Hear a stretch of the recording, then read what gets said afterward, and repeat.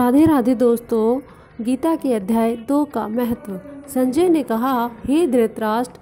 तब श्री कृष्ण दया से युक्त नेत्रों में आंसू भरे व्याकुल चित्त अर्जुन से बोले, हे अर्जुन, अनार्य के सेवन करने योग्य अपयसकारक नरक में गिरने वाला मोह इस समय तुम्हारे मन में कहाँ से आया?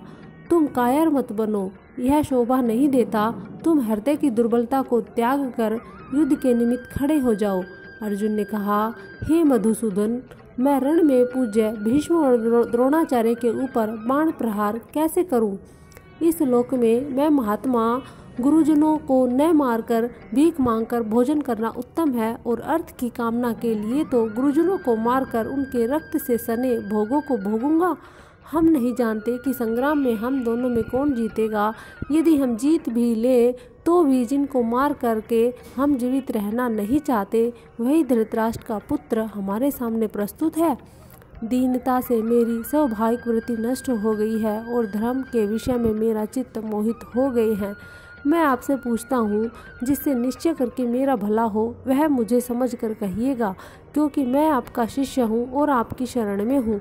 मुझे ज्ञान शिक्षा दीजिए। मुझे पृथ्वी का निष्कंटक राज्य मिल जाए और देवताओं का भी आधिपत्य मिल जाए, तो भी ऐसा कोई उपाय नहीं देखता जो मेरी इंद्रियों के सूखने वाले शोक को दूर करे। हे गोविंद, मैं युद्ध नहीं करूँगा। यह कहकर अर्जुन चुप हो गए। संजय बोले, हे राजन, दोनों सेनाओं के मध्य खिन्न होकर अर्जुन बैठे। अर्जुन से भगवान श्री कृष्ण ने ये वचन कहे, हे अर्जुन, जिसके लिए शोक नहीं करना चाहिए तो उनके लिए शोक करता है, और पंडितों के वचन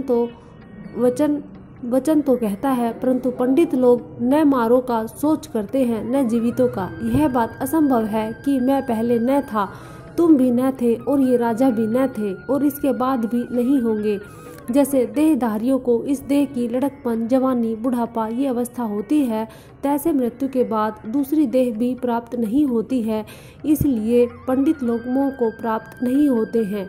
इंद्रियों का शब्द आदि विषयों से संयोग, जाड़ा गर्मी आदि सुख दुख के देने वाले हैं, आने जाने वाले और दिन नासवान जानकर सहन करो। हे नरश्रेष्ठ, सुख और दुख को समान मानने पुरुष को ये बाहर पदार्थ क्लेश नहीं देते। वह मोक्ष पाने का अधिकारी है। असत वस्तु का तो अरितत्व भी नहीं है और सत्य का अभाव नहीं। इस प्रकार इन दोनों को ही तत्वज्ञानी पुरुषों ने देखा है। जिससे यह सारा संसार व्याप्त है, उसका नाश करने में कोई समर्थ नहीं है। इस अविनाशी, अचिंतन्य और नित्य जीवात्मा का ये सब शरीर नाशवान है। एतव, हे भारत, तुम युद्ध करो। जो पुरुष इस आत्मा को मरने वाला और जो मरने वाले मानते हैं, वे दोनों ही ज्ञानी नहीं हैं, क्योंकि यह आत्मा न मारता है न मरता है। आत्मा न कभी जन्मती है न मृत्यु को होती है, न कभी जन्मी थी न मरेगी। यह अजन्मा, नित्य, कभी न घटने बढ़ने वाली और सनातन है। नष्ट होने पर भी वह नाश को प्राप्त नहीं होता। जो पुरुष इस आत्मा को नित्य, अविनाशी, निर्विकार और अजन्मा जानता है, वह किस बात को घात करावेगा और किसको मारेगा? जिस प्रकार मनुष्य पुराने वस्त्र को फेंक कर नया वस्त्र ग्रहण करता है, उसी प्रकार आत्मा पुरानी देह छोड़कर नई देह धारण करती है। आत्मा को शस्त्र नहीं काट सकते और अग्नि जला नहीं सकती, जल भिगो नहीं सकता। यह न जल सकती है, न भीग सकती है, न गल सकती है और न सूख सकती है। यह अविनाशी, सर्वव्यापी, स्थिर, अचल और सनातन है। यह इंद्रियों से जाना नहीं जा सकता। यह कल्पना से परे है और इसमें हेर फेर नहीं हो सकता। इसलिए इसे ऐसा जानते हुए भी शोक करना उचित नहीं। हे महाभाव, यदि तुम इस आत्मा को नित्य जन्म लेने और नित्य मरने वाला मानते हो, तो भी तुमको शोक नहीं करना चाहिए, क्योंकि जो जन्मा, जिसकी मृत्यु हुई है, उसका जन्म निश्चय है। ये तो और बात अनिवार्य है, इसके लिए सोच करना व्यर्थ है। जन्म लेने से पहले क्या था किसी को मालूम नहीं। मध्य में कुछ प्रकट होता है, फिर मरने के पीछे क्या होगा कोई नहीं जानता। ऐसी दशा में किस बात का सोच करना तुमको उचित है? कोई मनुष्य तो इस आत्मा को आश्चर्य से देखते हैं, आश्चर्य वर्णन करते हैं तो आश्चर्य मानकर सुनता है, परंतु कोई देख कह सुनकर भी भली प्रकार जानना सबके शरीर में यह आत्मा नित्य, अविनाशी, कारण सब प्राणियों के विषय तुमको सोच करना उचित नहीं है। अपने धर्म को भी सोच कर तुमको धड़कना उचित नहीं है, क्योंकि क्षत्रिय को धर्मपूर्वक युद्ध से और कुछ भला करने वाला नहीं। हे पार्थ, बिना इच्छा किए तुम स्वर्ग का द्वार रूप यह युद्ध तुमको स्वतः ही प्राप्त हुआ है। ऐसा सुअवसर भाग्यवान क्षत्रियों को ही मिलता है। यदि तुम अपने धर्म अनुसार इस संग्राम को नकारोगे तो अपना धर्म और बड़ाई खो बैठोगे। सब लोग सदा तुम्हारी अपकीर्ति करेंगे और प्रतिष्ठा वाले पुरुषों के लिए अपयश का होना मृत्यु से भी बढ़कर है। हे महारथी, समझेंगे कि अर्जुन डर कर संग्राम से हट गया और अब तक जो लोग तुम्हारा मान करते थे वे अपयश करने लगेंगे। शत्रु लोग तुम्हारे पराक्रम की निंदा करते हुए अनेक प्रकार के दुर्वचन कहेंगे। इससे बढ़कर दुख तुमको क्या होगा? यदि तुम युद्ध में नष्ट हो गए तो स्वर्ग के भागी होगे, जीतने पर भी सब पृथ्वी तल पर राज्य करोगे। इसलिए युद्ध के निर्मित दृढ़ प्रतिज्ञा करके खड़े हो जाओ। सुख दुख, लोभ मोह, हानि, जय पराजय, इनको समान समझकर युद्ध के लिए तैयार हो जाओ। ऐसा करने से तुम पाप को प्राप्त नहीं होगे। हे पार्थ, यह ज्ञान उपदेश ज्ञान योग के विषय में तुझे कहा गया। अब निष्काम कर्म योग के विषय सुन, जिस ज्ञान को पाकर कर्म बंधन से तेरी मुक्ति होगी। कर्म योग मार्ग में एक बार प्रारंभ किए कर्म का नाश नहीं होता और विघ्न पड़ने पर भी शुभ फल होता है। और इस कर्म का केवल प्रारंभ ही सन के भय के छुड़ाकर पूर्ण ब्रह्म को प्राप्त करता है।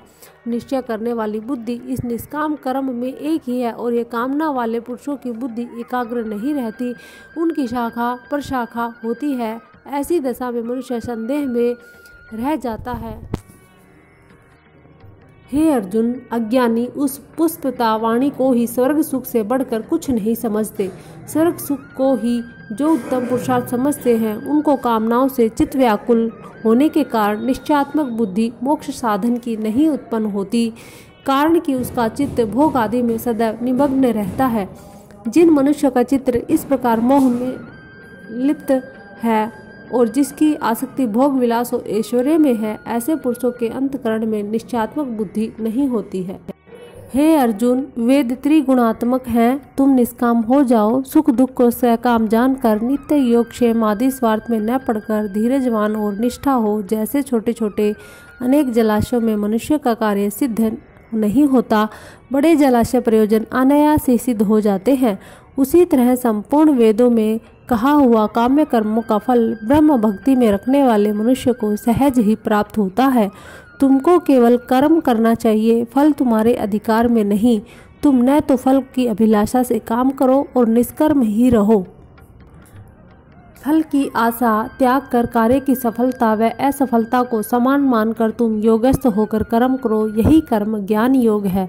इस बुद्धि योग सहित कर्म से अन्य कर्म अत्यंत हीन है, इसलिए तुम बुद्धि योग का आश्रय ग्रहण करो। फल की इच्छा रखने वाले निष्कृष्ट होते हैं। निष्काम कर्म करने वाला पुरुष ईश्वर कृपा से इसी संसार में सकृत और दुष्कृत इस दोनों को ही त्याग कर देता है। इसलिए तुम निष्कर्म कर्म में प्रवृत्त हो, वो सब तुम्हारे कर्मों का कल्याणकारक है। कर्म फल को त्याग कर ही बुद्धि युक्त ज्ञानी पुरुष बंधन जन्म से हटकर मोक्ष को प्राप्त होते हैं।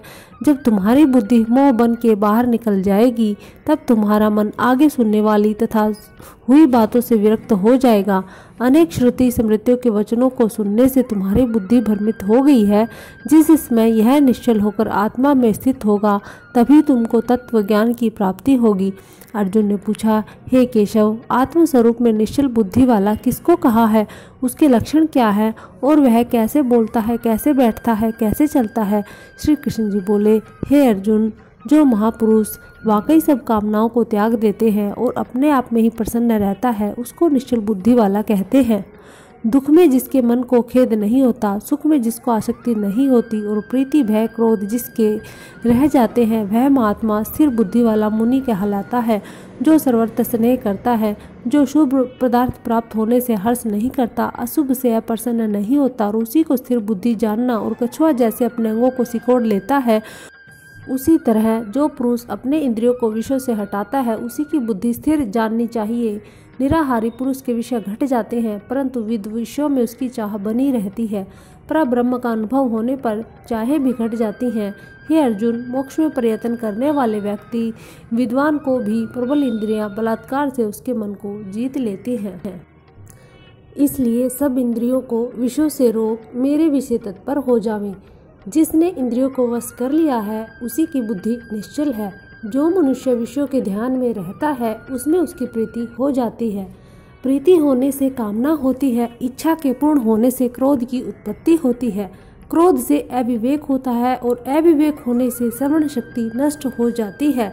स्मरण शक्ति के नष्ट होने से बुद्धि का क्षय होता है। जिसकी बुद्धि का नाश हुआ वह विनाश को प्राप्त होता है। जो पुरुष राग द्वेष से रहित हो, इंद्रियों से विशेष सुख का अनुभव करता है और अपने मन को वश रखता है, शांति को प्राप्त होता है। शांति मिलने पर सब दुखों का नाश हो जाता है। प्रसन्न चित्त वाले की बुद्धि तुरंत निश्चल होती है। जो पुरुष योग युक्त नहीं है उनकी निश्चल बुद्धि उत्पन्न नहीं होती, ईश्वर में भावना भी नहीं होती, भगवान के न होने से शांति प्राप्त नहीं होती। अशांत को सुख कहाँ से मिलेगा। जैसे वायु नाव को जल में खींच ले जाता है, उसी प्रकार इंद्रियां उस पुरुष की बुद्धि का नाश कर देती हैं, जिसका मन विषय शक्ति से इंद्रियों के पीछे लग जाता है। इस कारण हे महाभाव, जिसकी इंद्रियां विषयों से सर्वथा रोक ली गई है, जो सब प्राणियों की रात है, उनमें संयमी जागता रहता है। जो प्राणी मात्र जिस समय जागते हैं, मुनिजनों की वह रात्रि है। जल से भरे पूर्ण समुद्र में और नदियों का जल भरने पर भी वह अपनी मर्यादा पर रहता है। उसी प्रकार जिस पुरुष में इच्छा न रहने पर भी वह सब विषय भोग प्रवेश करते हैं, उसी को शांति मिलती है। विषयों की इच्छा करने वाले मनुष्य को शांति नहीं मिलती। जो पुरुष सब कामनाओं को छोड़कर तथा इच्छा रहित विचरता है, जिसमें ममता अहंकार नहीं है, वह शांति को प्राप्त होता है। हे पार्थ, ब्राह्मी स्थिति यही है।